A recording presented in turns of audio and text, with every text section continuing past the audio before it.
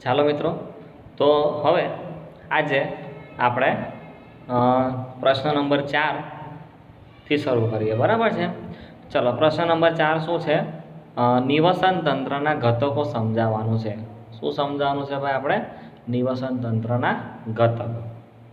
અથવા તો આ સવાલ આ રીતે પણ પૂછી શકાય છે પરીક્ષામાં કે નિવસન તંત્રમાં સજીવોની ભૂમિકા અથવા તો કાર્ય એના આધારે એમના પ્રકારો સમજાવવાના છે. તો મેં તમને ગયા વિડીયોમાં પણ સમજાવ્યું છે. આ વિડીયોમાં ફરીથી કહું છું કે ભાઈ નિવસન તંત્રના બે ઘટકો છે. એક છે અજૈવિક ઘટકો અને બીજું છે જૈવિક ઘટકો. નિવસન તંત્રના કેટલા ઘટકો છે ભાઈ? બે ઘટકો છે. એક છે અજૈવિક ઘટકો અને એક છે જૈવિક ઘટકો. હવે કોણ અજૈવિક? અજૈવિક એટલે તમને મેં કીધું છે કે જે નિર્જીવ છે એને આપણે અજૈવિક કહીશું, જે સજીવ છે એને આપણે જૈવિક કહીશું. બરાબર ને? ચલો વાંચીએ. જો શું લખ્યું છે કે નિવસન તંત્રમાં ભાઈ અજૈવિક ઘટકો છે ને, એમાં નિવસન તંત્રના બધા જ નિર્જીવ ઘટકો, બરાબર ને, જેટલા પણ નિર્જીવ ઘટકો છે ને નિવસન તંત્રમાં, આ બધા જ નિર્જીવ જે ઘટકો છે એને આપણે અજૈવિક ઘટકોમાં સમાવિષ્ટ કરીએ છીએ. તો ભાઈ નિર્જીવ ઘટકોમાં કોણ કોણ આવશે? તો તાપમાન, વરસાદ, ભેજ, પવન, ભૂમિ, પ્રકાશ, ખનિજ દ્રવ્યો, આ બધા એની ચર્ચા મેં કરી છે કે આ બધા જ તત્વો, આ જેટલા પણ નિર્જીવ ઘટકો છે ને, એવું નથી કે સ્વતંત્ર છે ભાઈ, આપણી સાથે સંકળાયેલા છે. આ બધામાં જરાક પણ જો ફેરફાર થાય, પ્રમાણ વધઘટ થાય તો એની તરત જ આપણા જીવન પર પ્રતિકૂળ અસર કે અનુકૂળ અસર થતી હોય છે. જેમ કે તાપમાન વધી જવું, ઘટી જવું, જરા વરસાદ વધારે પડે, ઓછો પડે, બરાબર ને, તો એની આપણા જીવન પર તાત્કાલિક અસર થાય છે. ભેજ, વાતાવરણમાં રહેલો ભેજ, પવન, ભૂમિ, પ્રકાશ, ખનિજ દ્રવ્યો કે જે આપણે જમીનમાંથી વાપરીએ છીએ. બરાબર છે? ચલો, તો આપણે આ અજૈવિક ઘટકોની વાત અહીંયા પૂરી થાય છે. હવે આપણે ચર્ચા કરીએ જૈવિક ઘટકોની. ચલો સમજો શું કહે છે? જૈવિક ઘટકો કયા કયા છે? તો એવું લખ્યું છે, વાંચીએ છીએ કે નિવસન તંત્રના બધા જ સજીવો જે છે, સજીવ છે, એને આપણે શેમાં સમાવેશ કરીએ છીએ? જૈવિક ઘટકોમાં સમાવેશ થાય છે. આ બધા શેમાં સમાવિષ્ટ પામે છે ભાઈ? જૈવિક ઘટકોમાં. ચાલો આગળ વધીએ. હજુ તમે એક ફોટો જોઈ શકશો, બરાબર છે? કોણ કેવી રીતે પોષણ મેળવે છે એ થોડું આપણે સમજાવેલું છે. સૌથી પહેલાં તો આપણને ખ્યાલ છે કે આપણી જે પૃથ્વી છે એમાં મુખ્ય ઉર્જાનો સ્ત્રોત છે સૂર્ય. બરાબર છે? સૂર્ય જે છે એ જ પ્રકાશ માટે જવાબદાર છે પૃથ્વી પર. સૂર્યપ્રકાશને લીધે વાતાવરણ ગરમ થાય છે, એની લીધે જ હવાનો મારો થતો હોય છે. બરાબર છે? આ સૂર્યપ્રકાશ, હવા એટલે એમાંથી રહેલો કાર્બન ડાયોક્સાઇડ, પાણી અને જમીન, ભૂમિ, આ બધી વસ્તુ કોણ ઉપયોગમાં લે છે ભાઈ? વનસ્પતિ. બરાબર ને? વનસ્પતિને સૂર્યમાંથી પ્રકાશ મળે, વરસાદ પડે એટલે પાણી મળશે, હવા મળે, જમીન મળે. એટલે વનસ્પતિ શું કરે? પોતાનો ખોરાક જાતે બનાવે.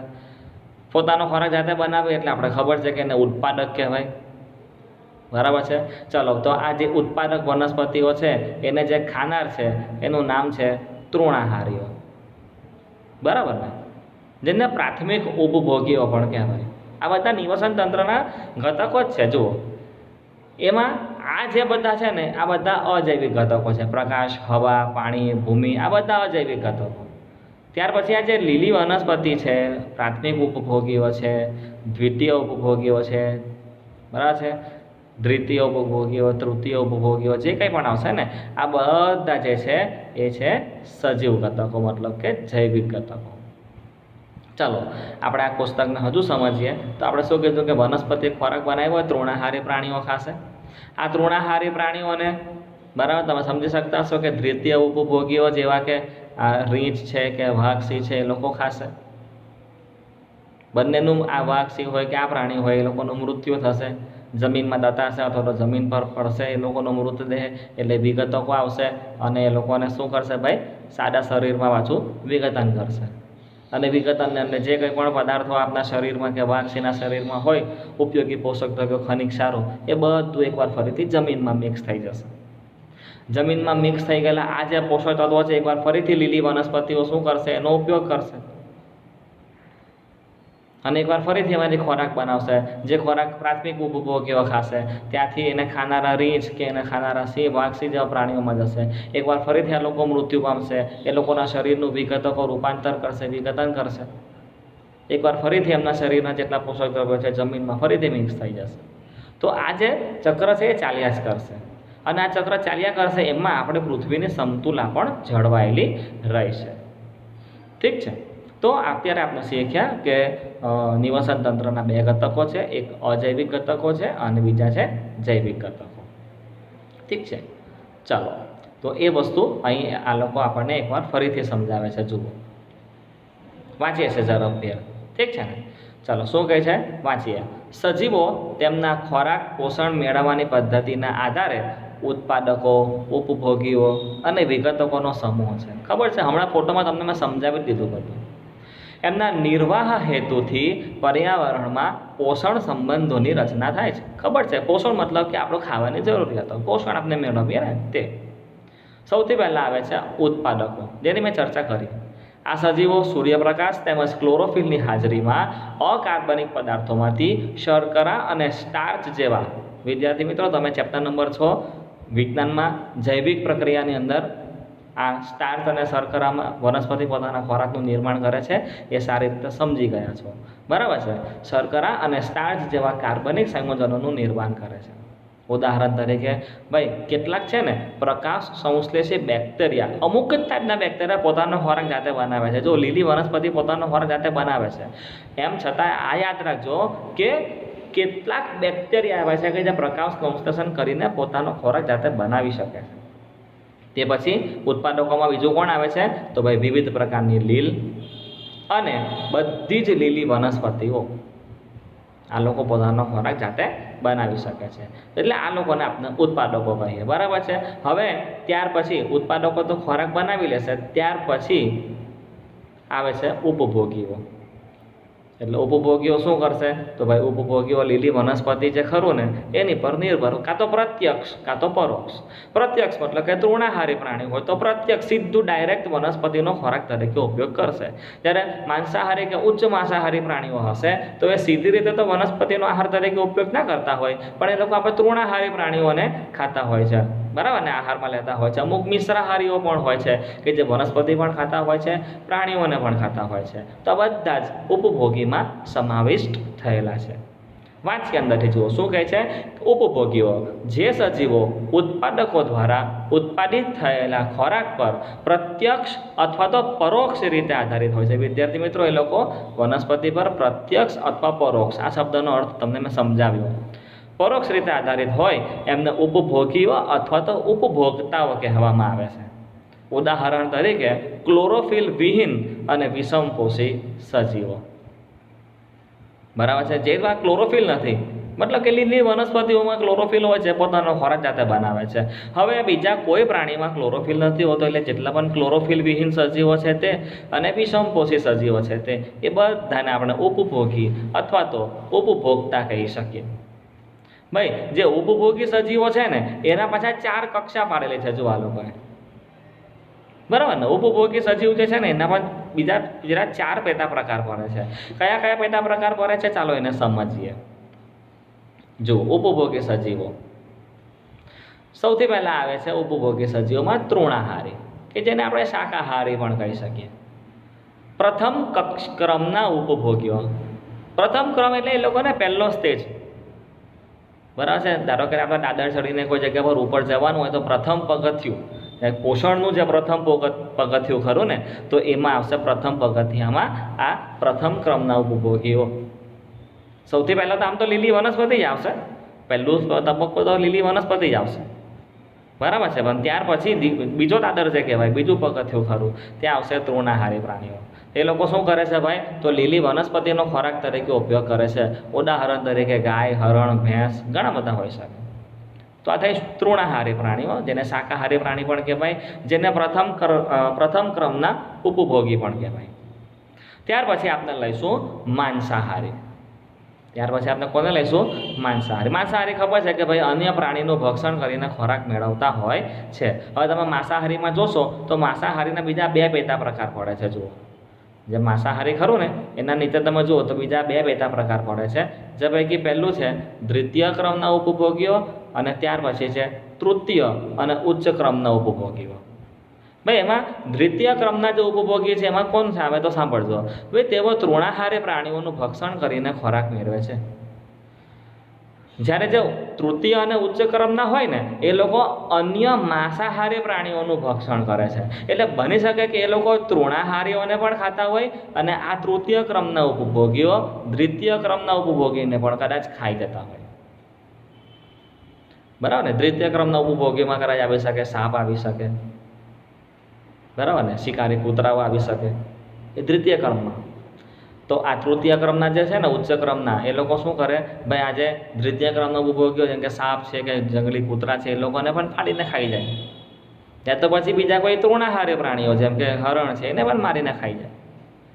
એટલે છે ને માંસાહારી બે પ્રકારના આવે, એક આવે દ્વિતીય ક્રમના ઉપભોગીઓ, એક આવે તૃતીય ક્રમના ઉપભોગીઓ. ઓકે, ચાલો હજુ આપણે આગળ વધીએ. ચાલો તો જો આપણે અત્યારે આપણે માંસાહારી પ્રાણીઓની વાત કરી, બરાબર છે. હવે આપણે વાત કરીએ સર્વાહારી સજીવો. ભાઈ શું કહે છે કે તેઓ વનસ્પતિ અને પ્રાણી બંનેનો ખોરાક તરીકે ઉપયોગ કરે, મતલબ કે મનુષ્ય. બીજું ઉદાહરણ આપ્યું છે વંડો. બરાબર છે. આપણે શું સમજીએ છીએ વિદ્યાર્થી મિત્રો? આપણે સમજી રહ્યા છે ઉપભોગી સજીવો. આપણે શું સમજી રહ્યા છે? ઉપભોગી સજીવો.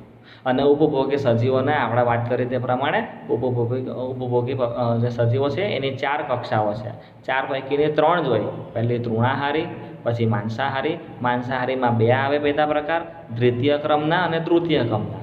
બરાબર છે. ત્યાર પછી આપણે સર્વાહારી જોયા.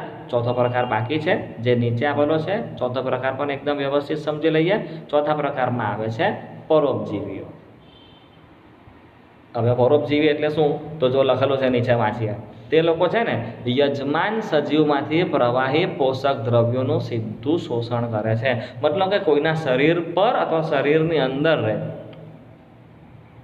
યજમાન એટલે કોઈની પાસે મહેમાન બનીને રહે. જેના શરીર પર એ લોકો રહેતા હોય ને એને યજમાન કહેવાય. તો પરોપજીવી શું કરે? આ યજમાનના ઘરે એટલે કે એમના શરીર પર જાય અને એક મહેમાન તરીકે રહે. શરીર પર પણ રહી શકે, શરીરની અંદર પણ રહી શકે. પરોપજીવીના પાછા 2 પેટા પ્રકાર પડે. એક આવે અંતઃ પરોપજીવી, એક આવે બાહ્ય પરોપજીવી. બરાબર છે. ચલો તો આ પરોપજીવીના ઉદાહરણ તમે વાંચી શકશો. પ્લાઝ્મોડિયમ, યકૃત કૃમિ, અમરવેલ. બરાબર. ચલો ત્યાર પછી આપણે લઈશું વિઘટકો. ભાઈ મેં તમને સમજાવ્યું પહેલાં ફોટામાં જ કે વિઘટકો જો ફરી એક વખત જોઈએ એનો આપણે ફોટો. આ ઉચ્ચ ક્રમના જે માંસાહારી પ્રાણીઓ છે, તમને વાઘ, રીંછ જે દેખાય છે, તો એ લોકો મરી જાય ત્યાર પછી જમીનમાં દટાઈ જશે, બરાબર છે, અથવા જમીન પર પણ પડ્યા હોય તો એમના મૃતદેહોનું આ રીતના જે વિઘટકો જે છે તે શું કરશે? વિઘટન કરી નાખશે. જટિલ કાર્બનિક દ્રવ્યોમાંથી સરળ કાર્બનિક દ્રવ્યોમાં વિઘટન કરે છે. તો આ લોકોને આપણે વિઘટકો કહીશું. બરાબર છે. તો ચાલો હવે આપણે ટૂંકનોંધની અંદર એને પણ સમજી લઈએ કે વિઘટકો વિશે શું માહિતી આપને આપી છે. બરાબર છે. ચાલો વિઘટકો વાંચીએ. શું લખ્યું છે કે જટિલ કાર્બનિક પદાર્થોનું સરળ અકાર્બનિક પદાર્થોમાં વિઘટન કરતા સજીવોને વિઘટકો કહેવામાં આવે છે. એના ઉદાહરણ પણ આપેલા છે તે પણ જોઈ લઈએ. કેટલાક જીવાણુ કે જેને બેક્ટેરિયા કહેવાય અને ફૂગ. બરાબર છે. બેક્ટેરિયા અને ફૂગ જ આવે એનો. ચલો બેક્ટેરિયા અને જે ફૂગ છે એ મૃત જૈવ અવશેષો અને સજીવોના ઉત્સર્ગ દ્રવ્યોનું વિઘટન એટલે કે અપમાર્જન કરે છે. વિઘટનનું બીજું નામ છે અપમાર્જન. યાદ રાખજો ખાસ. ઓકે. ત્યાર પછી પ્રશ્ન નંબર 5 આવે છે જેમાં આપણે સમજવાનું છે ટૂંકનોંધ લખો ઉપભોગીઓ. ઓકે. તો વિદ્યાર્થી મિત્રો આ જે ઉપભોગી છે તો આપણે હમણાં જ જોઈ ગયા. એટલે આ લોકોએ પણ લખ્યું છે કે પ્રશ્ન નંબર 4માં આપણે ઉપભોગીની સમજૂતી જોઈ લેવાની. બરાબર છે. એટલે આ પ્રશ્ન નંબર 5 તમારો અહીં પતી જશે. ઉપભોગી ખાલી ઉપભોગીઓની ટૂંકનોંધ પૂછાય હોય તો તમારે અહીં જે ઉપભોગી દેખાય છે, ઓકે, તો અહીંથી તમારે ઉપભોગીઓનું બધું લખાણ શરૂ કરી દેવાનું. ઓકે. ચાલો તો પ્રશ્ન નંબર 5 ઉપભોગીઓવાળો છે તે પણ અહીં પૂરો થાય છે. એટલે હવે આપણે આગળ વધીએ. પ્રશ્ન નંબર 6 તરફ જઈએ. ચાલો જેની શરૂઆતમાં એવું લખ્યું છે આહાર શૃંખલા તેમજ આહાર જાળ કે જેને પોષણ શૃંખલા પણ કહેવાય, તેમજ પોષણ જાળ. નવો ટોપિક છે. પ્રશ્ન નંબર 6 શું છે વાંચીએ. ભાઈ આહાર શૃંખલા અને પોષક સ્તરો સમજાવવાના છે. શું સમજાવવાનું છે ભાઈ? આહાર શૃંખલા અને પોષક સ્તર. આહાર શૃંખલા સમજતા પહેલાં તમે જોઈ શકતા હશો એક ફોટો આપણે નીચે આપેલો છે. જુઓ,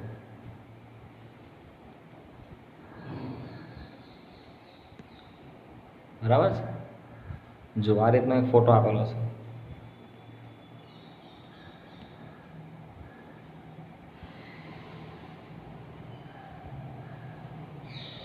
ફોટો સમજી લઈએ ને એટલે જ આહાર શૃંખલા વિશે આપણને ઘણી બધી સમજ મળી જાય. 3 ફોટા છે ભાઈ, અને એક નથી. તમે જુઓ, ફોટો નંબર A છે, પછી ફોટો B છે અને ફોટો C છે. જે પહેલો ફોટો છે ને નીચે તમે જુઓ, કુદરતમાં આહાર શૃંખલા. પહેલો ફોટો છે એ જંગલમાં. ચલો, જંગલમાં આહાર શૃંખલા સમજે એટલે કે કોણ કોને ખાય. આહાર એટલે કે ખોરાક, શૃંખલા એટલે કે કોણ કોને ખાય છે તે. પહેલા પગથિયા પર કોણ આવે, બીજા પગથિયા પર કોણ આવે, ત્રીજા પગથિયા પર કોણ આવે. એકદમ સરળ સમજવાનું છે. ફોટો એ જુઓ. ચાલો, સૌથી પહેલા જંગલમાં જઈશું તો બોલો કોણ આવશે? લીલી વનસ્પતિ. લીલી વનસ્પતિને ખાનાર તૃણાહારી પ્રાણીઓમાં હરણ જેવા પ્રાણીઓ, હરણ જેવા પ્રાણીઓને ખાનાર વાઘસી જેવા પ્રાણીઓ, એટલે આને આપણે ઉત્પાદકો કહીએ. આ છે તૃણાહારીઓ, પ્રથમ કક્ષાના ઉપભોગીઓ.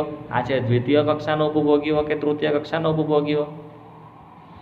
ફોટો જે B છે એ તૃણભૂમિ માટે આપેલો છે, એટલે કે ઘાસવાળી જમીન. તૃણ એટલે કે ઘાસ. તો જુઓ, શરૂઆત થઈ ઘાસથી.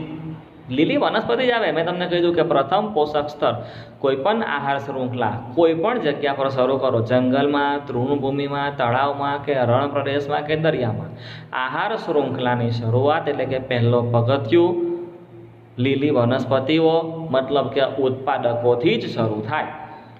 બરાબર છે? ચલો, ત્યાર પછી આવા ઘાસને ખાનારા તીડ જેવા કીટકો, તીડ જેવા કીટકોને ખાનાર દેડકો, દેડકા જેવા પ્રાણીઓને ખાનાર સાપ, સાપ જેવા પ્રાણીઓને ખાનાર ગીધ, સમડી. ખ્યાલ આવે છે? એટલે આ લીલી વનસ્પતિને આપણે કહીશું પ્રાથમિક કક્ષાના ઉપભોગીઓ. ત્યાર પછી તીડ અને દેડકા જે છે તેને આપણે કહી શકીએ કે ભાઈ પ્રથમ, એટલે તીડ જે છે તે તૃણાહારી, દેડકો અને સાપ જે છે તે દ્વિતીય ક્રમના ઉપભોગીઓ. સૌથી ઉપર જે બાજ, સમડી, ગીધ આવશે એને આપણે કહીશું ઉચ્ચ ક્રમના માંસાહારીઓ. બરાબર છે? ત્યાર પછી તળાવની વાત કરીએ તો તળાવમાં આવી લીલ છે કોઈક, એને ખાનાર આવું કોઈ કીટક, નામ તમને ખબર જ છે, વીંછી છે. વીંછીને ખાનાર નાની નાની માછલીઓ, માછલીઓને ખાનાર બગલો. બરાબર ને? સ્ટેજ બાય સ્ટેજ તમે જોઈ શકશો. તો દરેકે દરેક કોઈ પણ તમે નિવસન તંત્ર લો ને વિદ્યાર્થી મિત્રો, તો એમાં આ રીતનું હોય જ. કોણ કોને ખાય એના આધારે શું થતું હોય છે? કોણ કોને ખાય એના આધારે એક પોષક સ્તરો બનતા હોય છે. બરાબર ને? પોષક સ્તરની શરૂઆતમાં તમે કોઈ પણ જગ્યા પર જાઓ એટલે સૌથી પહેલાં ઉત્પાદકોથી શરૂ થાય. એને ખાનાર પછી પ્રાથમિક કક્ષાના ઉપભોગીઓ, એને ખાનારા દ્વિતીય ક્રમના ઉપભોગીઓ એટલે ઉપભોક્તાઓ. બરાબર છે? સૌથી છેલ્લે આવશે ઉચ્ચ માંસાહારીઓ. કોઈ પણ જગ્યા પર તમે આહારની પોષક શ્રેણી બનાવો, શૃંખલા બનાવો, તમને આ રીતનું જ દરેક જગ્યા પર જોવા મળશે. બરાબર છે? હવે એને આપણે સમજી લીધું. હવે એને આપણે જરા ફટાફટ વાંચી લઈએ. બરાબર છે? ચલો, શું કહે છે ખાસ સમજજો. પ્રશ્ન નંબર 6 સમજવાનું છે. આહાર શૃંખલા અને પોષક સ્તર સમજાવવાના છે. શરૂઆત કરીએ. ભાઈ, નિવસન તંત્રમાં સજીવો એમની ખોરાકની જરૂરિયાત માટે પરસ્પર એકબીજા પર આધાર રાખે છે. ખબર છે? ક્રમિક રીતે એકબીજા પર ખોરાક આધારિત સજીવો આહાર શૃંખલાની રચના કરે છે. ખબર છે? જે જેને ખાય તે પ્રમાણે એક શૃંખલા બને. તમને હમણાં ફોટામાં પણ મેં સમજાવ્યું. આહાર શૃંખલા વિવિધ જૈવિક સ્તરો પર ભાગ લેનારા સજીવોની શૃંખલા છે. હા ભાઈ, આ શૃંખલામાં બધા સજીવો આવશે ને, સજીવોની આ શૃંખલા છે. આહાર શૃંખલા સામાન્ય રીતે 3 અથવા તો 4 ચરણની હોય છે. 3 અથવા તો 4 સ્ટેજ હોય છે. એ તો આપણે ફોટામાં જોયા ને, કોનામાં કેટલા સ્ટેજ છે. જુઓ, જંગલમાં 3 સ્ટેજ છે. જુઓ, લીલી વનસ્પતિ, હરણ, વાઘ જેવા પ્રાણીઓ. ત્યાર પછી જે તૃણભૂમિ છે એમાં 4 તબક્કા છે. 1 2 3 4 5 સજીવો છે. બોલો એમાં તો અને સી જે છે તળાવમાં, એમાં 1 2 3 4 તબક્કા છે, 3 તબક્કા, 4 તબક્કા, 5 તબક્કા હોઈ શકે, બરાબર છે. આગળ વધીએ. ચાલો, જો આ જ વસ્તુ એક ત્રિકોણ સ્વરૂપમાં પણ આ લોકોએ સમજાવ્યું છે. આ ત્રિકોણ પણ બહુ જ ખાસ સમજવાનું છે. જો એક નાની અમથી વસ્તુ સમજવાનું છે આ ત્રિકોણમાં. જુઓ, શરૂઆત કરીએ ને તો જો સૌથી પહેલાં કોઈ પણ જગ્યા પરનું નિવસન તંત્ર તમે લો, એટલે મેં તમને કીધું તે પ્રમાણે શરૂઆતમાં ઉત્પાદકો જ આવે. પ્રથમ સ્ટેજ, પહેલું પગથિયું ઉત્પાદકોનું જ આવે. ત્યાર પછી પ્રાથમિક ઉપભોગીઓ આવે, દ્વિતીય ઉપભોગીઓ આવે, તૃતીય ઉપભોગીઓ આવે. હવે ખાસ તમે એ સમજો, આ ત્રિકોણ એટલા માટે આપેલું છે, તમે ખાસ સમજો. ઉત્પાદકો છે ને, ઉત્પાદકો, હવે એણે રોકેલી જગ્યા તમે જુઓ, રોકેલી જગ્યા વધારે છે. એનું ક્ષેત્રફળ જુઓ, ત્રિકોણમાં ઉત્પાદકોએ રોકેલી જગ્યાનું ક્ષેત્રફળ વધારે. જેમ જેમ તમે ઉપર જાઓ ને તેમ ત્રિકોણ સાંકડો થાય. જુઓ, દેખાય છે? ત્રિકોણની સાઈઝ છે ને ઘટતી જાય. સોરી, ત્રિકોણ જે છે ને એ તમે જુઓ શું થાય છે, અહીંયાથી અને અહીંયાથી સાંકડું થઈ જાય છે. એનો મતલબ એમ કે તમે જેમ પગથિયા ઉપર ચડો ને તેમ ઉપભોગીઓની સંખ્યા ઘટતી જાય છે. વાત સાચી જ છે. જો તમે સમજતા હો તો એક જંગલમાં આપણે જઈએ તો જંગલોમાં વનસ્પતિ કેટલી બધી હોય, અઢળક હોય, હા કે ના? જંગલોમાં વનસ્પતિ અઢળક હોય. એને ખાનારા પ્રાથમિક ઉપભોગીઓ હરણની સંખ્યા વનસ્પતિ કરતાં ઓછી જ હોય. અગર હરણાની સંખ્યા વનસ્પતિ કરતાં વધી ગઈ તો પછી તો મારામારી થઈ જાય, હરણો વચ્ચે ફાઇટિંગ થઈ જાય ખોરાક ખાવામાં. એટલે સંખ્યા જે છે ને એ ઉત્પાદકો કરતાં પ્રાથમિક ઉપભોગીઓની ઓછી જ હોય. આમ કરતાં દ્વિતીય ઉપભોગી અને તૃતીય ઉપભોગીઓમાં તમને ખબર છે કે વાઘ, સિંહ જેવા પ્રાણીઓ આવે તો એક જંગલમાં વાઘ, સિંહ જેવા પ્રાણીઓ કેટલા હોય? ઓછા જ હોય ને. તમને ખ્યાલ આવી ગયો હશે કે વાત સાચી છે. એટલે આ ત્રિકોણ એટલા માટે પણ આપેલો છે કે જેમ તમે ટાદર ઉપર ચડો ને તેમ સજીવોની સંખ્યા ઓછી થાય છે. સૌથી ઓછા કોણ હોય? તૃતીય ઉપભોગીઓ હોય કોઈ પણ નિવસન તંત્રની અંદર. જેમ કે દરિયાના નિવસન તંત્રની વાત કરીએ ને તો તૃતીય ઉપભોગીઓમાં દરિયામાં આવે વ્હેલ માછલી, શાર્ક માછલીઓ. હવે તમે વિચાર કરો કે એક દરિયામાં વ્હેલ માછલી અને શાર્ક માછલીઓ વધારે હોય કે નાની માછલીઓ વધારે હોય? ખ્યાલ આવે છે ને ત્રિકોણ શું કામ આપેલો છે? ચલો, હજુ આપણે આગળ વધીશું. સમજાવે છે હજુ તો આ લોકો. જુઓ, ચલો ક્યાંથી બાકી છે તે જરા સમજી લઈએ. આહાર શૃંખલાના દરેક ચરણ કે તબક્કો કે કડી પોષક સ્તરની રચના કરે છે. આપણે ભણ્યા ઉત્પાદકો એમાં જે હોય તે પ્રથમ પોષક સ્તરે હોય છે. એવો પ્રકાશ સંશ્લેષણની ક્રિયા કરે છે, સૌર ઉર્જાનું શોષણ કરે છે અને ખોરાક બનાવે છે રાસાયણિક ઉર્જા સ્વરૂપમાં. ખબર છે. ઉપભોગીઓ જે છે એ ખોરાક સ્વરૂપે અન્ય સજીવોમાંથી ઉર્જા મેળવે છે. ખબર છે. હજુ આગળ વધીએ. તૃણાહારી, ભાઈ કયા પ્રાણીઓની વાત છે? તૃણાહારી પ્રાણીઓ અથવા તો પ્રાથમિક ઉપભોગીઓ દ્વિતીય પોષક સ્તર બનાવે છે. નાના માંસાહારી અથવા તો દ્વિતીય ઉપભોગીઓ તૃતીય પોષક સ્તર અને મોટા માંસાહારીઓ અથવા તો તૃતીય ઉપભોગીઓ ચોથા પોષક સ્તરનું નિર્માણ કરે છે. ખબર છે. ત્રિકોણમાં પણ આપણે જોઈ લીધું. બરાબર છે. આગળ વધીએ. નવો પ્રશ્ન લઈએ. પ્રશ્ન નંબર 7 લઈએ.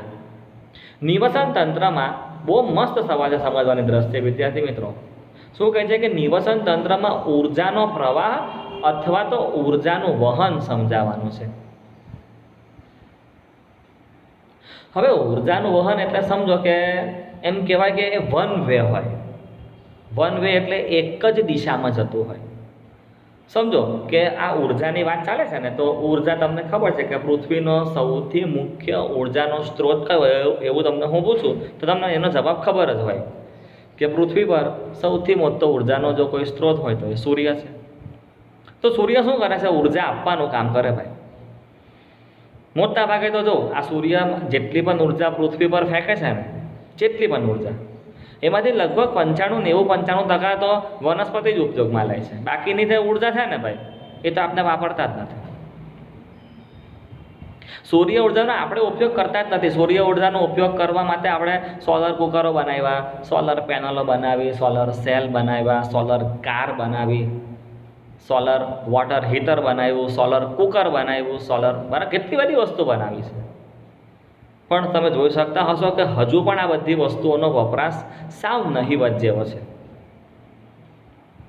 તો લીલી વનસ્પતિઓ જ ફક્ત એવી છે કે જે અત્યારે પૃથ્વી પર આવતી સૂર્ય ઉર્જાનો ઉપયોગ કરે છે અને પોતાના માટે ખોરાક એટલે કે આ પોતાના માટે પણ બનાવે અને આપણા માટે પણ બનાવે છે, બરાબર છે. તો સૂર્યએ શું કર્યું? લીલી વનસ્પતિને ઉર્જા આપી.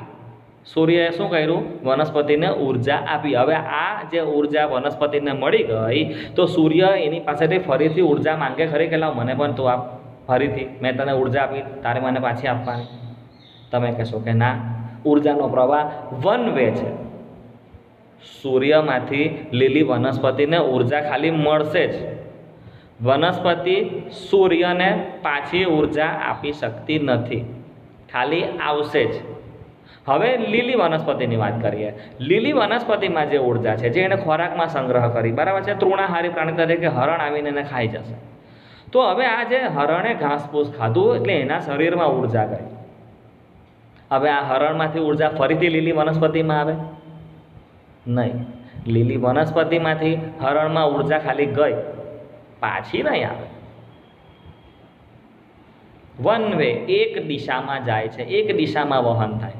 હરણને ધારો કે વાઘસી આવીને ખાઈ ગયો તો ઉર્જા વાઘસીમાં જશે. એટલે ઉર્જાનું વહન ક્યાંથી ક્યાં થયું? જો સૂર્યપ્રકાશમાંથી સૌથી પહેલાં ઉત્પાદક તરીકે લીલી વનસ્પતિમાં, લીલી વનસ્પતિમાંથી પ્રથમ કક્ષાના ઉપભોગીઓમાં, ત્યાર પછી દ્વિતીય કક્ષાના ઉપભોગીઓમાં, ત્યાર પછી તૃતીય કક્ષાના ઉપભોગીઓમાં. એક દિશામાં વહન થાય.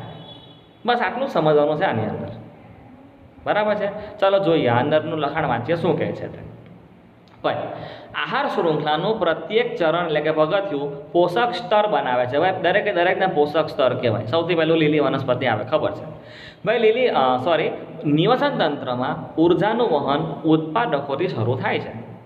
ઉત્પાદકો જે છે, મતલબ કે લીલી વનસ્પતિ જે છે એ પ્રથમ પોષક સ્તરમાં હોય છે. એવો સૌર ઉર્જાનું શોષણ કરે છે, પ્રકાશ સંશોધન દ્વારા ખોરાક સ્વરૂપે એને રાસાયણિક ઉર્જામાં રૂપાંતર કરે, ખબર છે. ઉત્પાદકોમાંથી ઉર્જાનું વહન ઉપલા પોષક સ્તરે રહેલા સજીવો એટલે કે તૃણાહારી પ્રાણીઓ તરફ વહન થયું. જો લીલી વનસ્પતિમાંથી તૃણાહારીમાં વહન થયું ઉર્જાનું. જ્યારે માંસાહારીઓ તૃણાહારીનું ભક્ષણ કરે ત્યારે ઉર્જાનું વહન જે છે એ માંસાહારી પ્રાણીઓમાં થાય છે. આમ ઉર્જાનું જે વહન છે ઉત્પાદકમાંથી, ભાઈ ઉર્જાનું વહન છે ને પહેલાં ઉત્પાદક પાસે ઉર્જા હતી ત્યાંથી વિવિધ સ્તરના ઉપભોગીઓ તરફ થાય છે. તેથી નિવસન તંત્રમાં સૌર ઉર્જાના પ્રવેશ દ્વાર તરીકે લીલી વનસ્પતિ કહેવાય. તમને મેં હમણાં જ સમજાવ્યું હતું કે જેટલો પણ સૂર્યપ્રકાશ આવે છે તો સૂર્યપ્રકાશમાં રહેલી જે ઉર્જા છે એ ઉર્જાનો આપણે કોઈ ઉપયોગ નથી કરતા. આપણે તો આપણા ઘરના બારણા સુધી આપણી અગાસીમાં પણ તડકા પડે છે, પણ આપણે કોઈ યુઝ નથી કરતા. કદાચ કોઈના ગણ્યા ગાંઠ્યા ઘરોમાં સોલર કુકર કે સૂર્યથી ચાલતું સાધન બનાવ્યું હોય તો ઠીક છે, બાકી કોઈ નથી ઉપયોગ કરતા. તો લીલી વનસ્પતિ જે છે ને શું કહે છે કે સૌર ઉર્જાનું પ્રવેશ દ્વાર છે. એ એક્સેપ્ટ કરે છે સૌર ઉર્જાને અને પછી આપણા સુધી પહોંચાડે છે. ખ્યાલ આવે છે ને? સૂર્ય ઉર્જાનું પ્રવેશ દ્વાર લીલી વનસ્પતિ છે. એક માર્કમાં કદાચ પૂછી શકાય. આગળ વધીએ. અને તેઓ ઉપભોગીઓ માટે ઉર્જાનો સ્ત્રોત બને છે. રાસાયણિક ઉર્જા સમગ્ર જીવસૃષ્ટિના સજીવ સમુદાયની બધી જ ક્રિયાઓનું સંપાદન કરવામાં મદદરૂપ થાય છે. અને આ જે વનસ્પતિ રાસાયણિક ઉર્જા સ્વરૂપે જે ખોરાક બનાવે છે ને એ સમગ્ર જીવસૃષ્ટિ સજીવ માટે ભાઈ ઉપયોગી ક્રિયાઓના સંપાદન કરવામાં બહુ જ અગત્યનું છે. બરાબર છે? ચાલો આ જ વસ્તુ અહીંયા મને સમજાવી છે. તમે જોઈ શકો છો કે ભાઈ સૌથી પહેલાં ઉર્જાનો મુખ્ય સ્ત્રોત છે સૂર્યપ્રકાશ. ત્યાંથી ઉર્જાનું તો એક જ દિશામાં વહન થાય છે. ખ્યાલ આવે છે? ઉત્પાદકોમાં જશે, ત્યાંથી તૃણાહારી પ્રાણીઓમાં, ત્યાંથી માંસાહારીમાં, ત્યાંથી ઉચ્ચ માંસાહારીઓમાં. આ રીતે ઉર્જાનું એક જ દિશામાં વહન થાય છે. ઉર્જા ક્યારેય રિટર્ન નથી આવતી કે ભાઈ ઉચ્ચ માંસાહારીને ઉર્જા ક્યારેય નથી આપતા. માંસાહારી તૃણાહારીને કોઈ દિવસ પણ ઉર્જા ફરીથી પાછી નથી આપતા. તૃણાહારી ઉત્પાદકોને નહીં. બોલો, ખ્યાલ આવે છે? આગળ વધીએ. ચાલો જો હું તમને બોલ્યો ને એ વસ્તુ સમજાવે છે. ફટાફટ જોઈ લઈએ. જુઓ શું કહે છે કે નિવસન તંત્રની અંદર ઉર્જાનું વહન હંમેશા એક માર્ગી હોય છે, વન વે હોય છે, એક જ દિશામાં હોય છે. લીલી વનસ્પતિઓમાં જકડાયેલી સૌર ઉર્જા પુનઃ સૂર્ય તરફ પાછી જઈ શકતી નથી. લીલી વનસ્પતિમાં જે ઉર્જા આવી પાછી એ ઉર્જા સૂર્યને મળતી નથી. આગળ વધીએ. ચાલો શું કહે છે કે જે ઉર્જા તૃણાહારીઓ પ્રાણીઓ લીલી વનસ્પતિમાંથી તૃણાહારીમાં ગઈ ને એ ઉત્પાદકો તરફ પુનઃ પાછી આવતી નથી. પોષક સ્તરમાં ઉર્જા વહન દરમિયાન ઉર્જાનો કેટલોક જથ્થો બિનઉપયોગી ઉર્જાના સ્વરૂપમાં વ્યય પામે છે. આ પણ ખાસ સમજજો. વ્યય તો જો સૂર્ય ઉર્જા આવી બરાબર છે તો મેં તમને હમણાં કીધું કે દરેકે દરેક જેટલી પણ સૂર્ય ઉર્જા પૃથ્વી પર આવી એ બધી ઉર્જા વપરાય ખરી? વનસ્પતિ બધી ઉર્જા લેશે તો આપણે કહીશું કે ના, થોડી ઘણી ઉર્જાનો વ્યય થઈ જ જાય. એવી જ રીતે વનસ્પતિ પાસે જેટલી ઉર્જા છે, ધારો કે કોઈ તૃણાહારી પ્રાણી આવીને એને ખાય છે તો વનસ્પતિમાં રહેલી દરેકે દરેક જેટલી પણ ઉર્જા છે એનો સંપૂર્ણપણે પેલા તૃણાહારી પ્રાણીમાં ઉપયોગ થતો નથી. થોડી ઘણી ઉર્જાનો તો વ્યય થાય જ છે જેનો પુનઃ ઉપયોગ કરી શકતા નથી. આમ વિવિધ પોષક સ્તર તરફ ક્રમશઃ વહન પામતી ઉર્જા ઉપર તરફ જે ઉર્જા વહે છે એ પુનઃ નીચલા પોષક સ્તરે પ્રાપ્ત થઈ શકતી નથી. એક માર્ગીય વહન થાય છે, વન વે. ચલો બરાબર છે. હજુ આપણે વધીએ આગળ.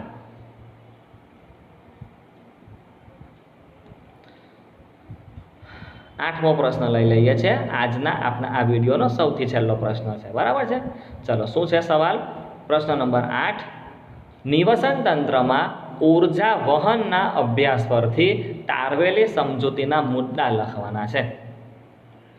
ઓકે, તો મુદ્દો નંબર 1, જે આપણે નિવસન તંત્રમાં ઉર્જા વહન સમજ્યા ને, તો ઉર્જા વહન પરથી આપણને બીજું શું શું જાણવા મળે? તો વાત કરીએ પહેલી. લીલી વનસ્પતિઓ પ્રાપ્ત સૌર ઉર્જાના લગભગ 1% ભાગનું જ પર્ણો દ્વારા શોષણ કરે છે. Oh my God!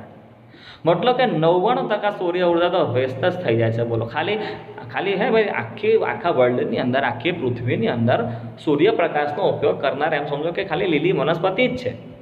બીજો બધા પણ સોલર વોટર હીટર ને બધું બનાવેલું છે, પણ બધાએ હજુ સુધી એનો ઉપયોગ કર્યો નથી. માંડ 1000 વ્યક્તિમાંથી એક વ્યક્તિ કદાચ ઉપયોગ કરતો હોય તો ઠીક છે સૂર્ય ઉર્જા. મતલબ સમજો કે 100% પૃથ્વી પર ઉર્જા પડે છે ને, એમાંથી ખાલી 1% જ ઉર્જા વાપરે છે, તે પણ લીલી વનસ્પતિ એનું શોષણ કરે અને ખાદ્ય ઉર્જામાં રૂપાંતર કરે છે. નંબર 2, જે જાણવા જેવી વાત છે તે સાંભળજો. અભ્યાસ પરથી તારવેલી બાબત. ઉર્જાનું વહન એક પોષક સ્તરથી બીજા પોષક સ્તરમાં થાય છે. ખબર પડી તો જેને ખાશે એનામાં ઉર્જા જવાની. ત્યારે ઉષ્મા સ્વરૂપે મોટા પ્રમાણમાં ઉર્જા પર્યાવરણમાં ગુમાવાય છે. બહુ વાત સાચી કરી મેં હમણાં વાત નહીં કરેલી કે થોડીક ઉર્જાનો વ્યય થાય છે, તો એ ઉષ્મા સ્વરૂપમાં વ્યય થાય છે. જેમ કે આપણે ખાવાનું ખાઈએ, બરાબર છે, તો ખાવાનું ખાવાથી આપણા શરીરને ગરમા તો મળે. આપણું શરીર તમે જ્યારે પણ હાથ લગાવશો ને ગરમ હોય. તાપમાન ફિક્સ છે આપણું 36.8 સેલ્સિયસ, 96 ફેરનહીટ. બરાબર ને? આપણું શરીર ગરમ હોય છે. તો હવે આજે અહીં ઉષ્મા ઉત્પન્ન થઈ, આ શરીર જે ગરમ છે, આ ઉષ્માનો આપણે શું ઉપયોગ કરીએ છીએ? કશો જ નહીં, વ્યય થઈ ગયો. અને આપણે ધારીએ તો પણ ઉપયોગ કરી શકીએ એમ નથી. બોલો, એટલે છે ને ઉષ્મા સ્વરૂપે ઉર્જાનો વ્યય થાય જ, એનો આપણે કોઈ ઉપયોગ ના કરી શકીએ. જેમ કે આપણા ઘરમાં પંખો ચાલતો હોય કે ટ્યુબલાઇટ ચાલતી હોય કે ફ્રીજ ચાલતું હોય કે એસી ચાલતું હોય, કોઈ પણ વિદ્યુત ઉપકરણ પણ ચાલતું હોય ને, તમે ચેક કરજો, એને તમે ચાલુ કરો એટલે એ ગરમ થશે, એને કોઈનો કોઈ ભાગ ગરમ થશે. મતલબ કે ઉષ્મા ઉર્જાનું નિર્માણ થયું, અને એની જે ઉષ્મા ઉર્જા છે ને તમે સમજી શકતા હશો કે એનો આપણે કોઈ ઉપયોગ કરી શકતા નથી, એ વ્યય જ થાય છે. આગળ વધીએ. નંબર 3 લઈએ. ઉત્પાદકોની સરખામણીમાં ઉપભોગીઓ વધારે ઉર્જાનો વ્યય કરે છે. જો ઉત્પાદકો એટલે લીલી વનસ્પતિઓ, એ લોકો છે ને મેક્સિમમ સૂર્યમાં રહેલી ઉર્જાને એ લોકો શોષે, મહત્તમ ઉપયોગ એ લોકો કરે. પણ તમે ઉપભોગીઓ તરફ જાઓ ને તો એ લોકો ઉર્જાનો વ્યય હાલ વધારે કરતા હોય છે. એનું કારણ એ છે કે જે ઉત્પાદકો એટલે કે લીલી વનસ્પતિઓ છે ને, એ લોકોએ એક જગ્યા પરથી બીજી જગ્યા પર જવાનું નથી હોતું. એક જ જગ્યા પર સ્થાયી જીવન જીવતા હોય છે. જ્યારે જે ઉપભોગીઓ હોય ને, શિકાર માટે કે બધા માટે ભટકવું પડે, હાથમારી ભર્યું જીવન હોય, એટલે એ લોકોનું શરીર વધારે ગરમ થતું હોય, વધારે ઉર્જાનો વ્યય થાય. બરાબર છે. આગળ વધીએ. નંબર 4, નિવસન તંત્રને સતત ઉર્જાનો પુરવઠો મળતો રહેવો પણ બહુ જરૂરી છે. વાત તો સાચી છે ને. હા ભાઈ, નિવસન તંત્રમાં જો ઉર્જાનો જથ્થો જ ના મળે તો સજીવો બધા મરી પડવાના. ઉર્જા તો જોઈશું જ ને આપણને જીવવા માટે. ઉર્જા ના મળતી રહે તો ખલાસ થઈ જાય આપણે બધા, નિવસન તંત્ર પડી ભાંગે. 5મી વાત કરીએ.